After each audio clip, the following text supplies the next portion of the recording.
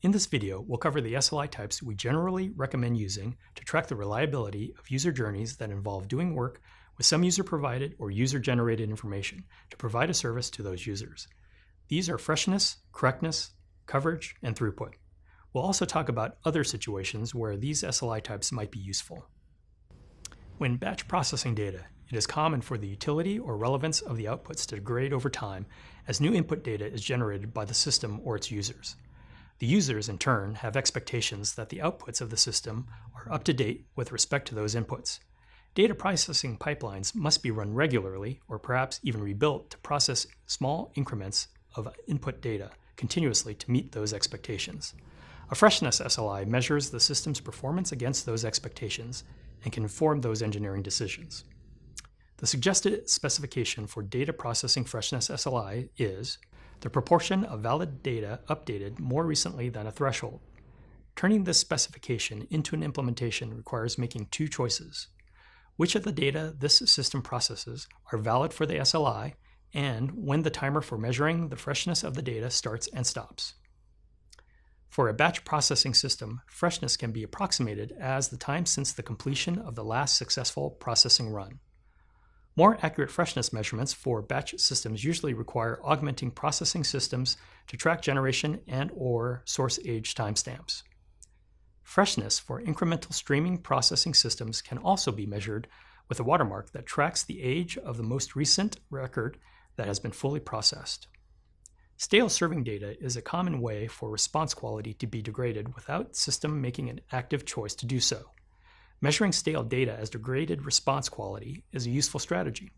If no user accesses the stale data, no expectations around the freshness of the data can have been missed.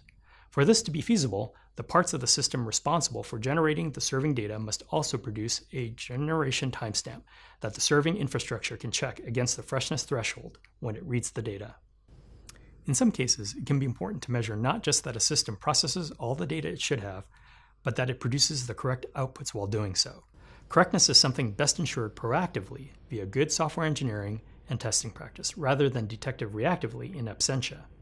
However, users have strong expectations that data that they have been accessing has been generated correctly, and have ways of independently validating that correctness. Having an SLI to measure correctness on an ongoing basis can be valuable. The suggested specification for data processing correctness SLI is the proportion of valid data producing correct output. Turning this specification into an implementation requires making two choices.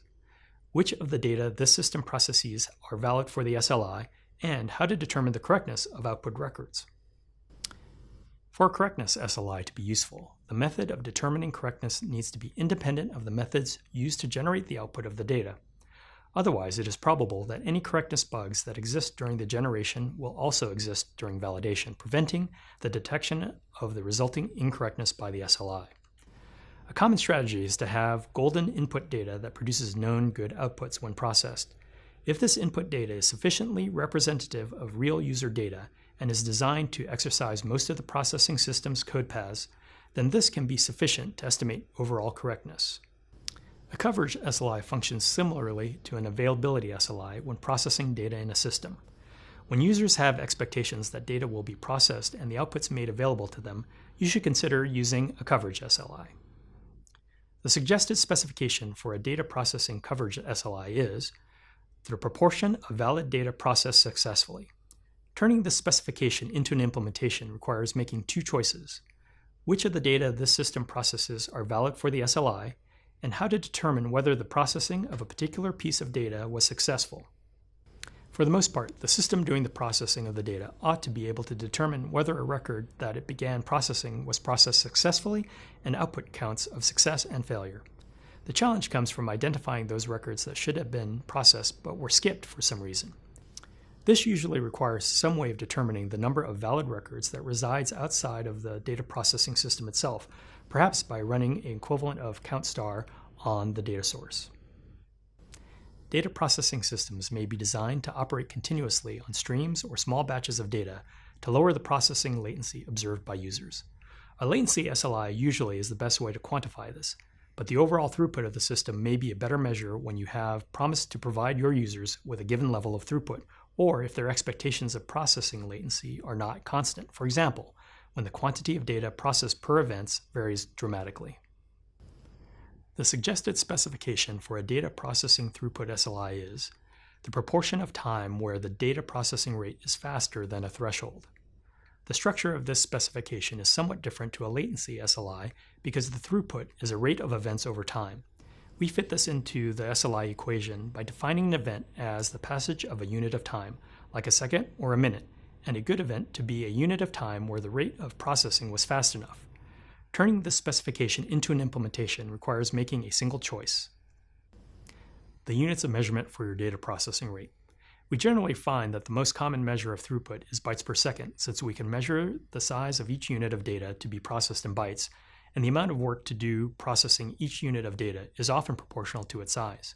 Any metric that scales roughly linearly with respect to the cost of processing should work. The system processing the data ought to be able to record metrics that quantify the rate at which it is processing the data. As with latency and quality, throughput rates are a spectrum where multiple thresholds may be appropriate.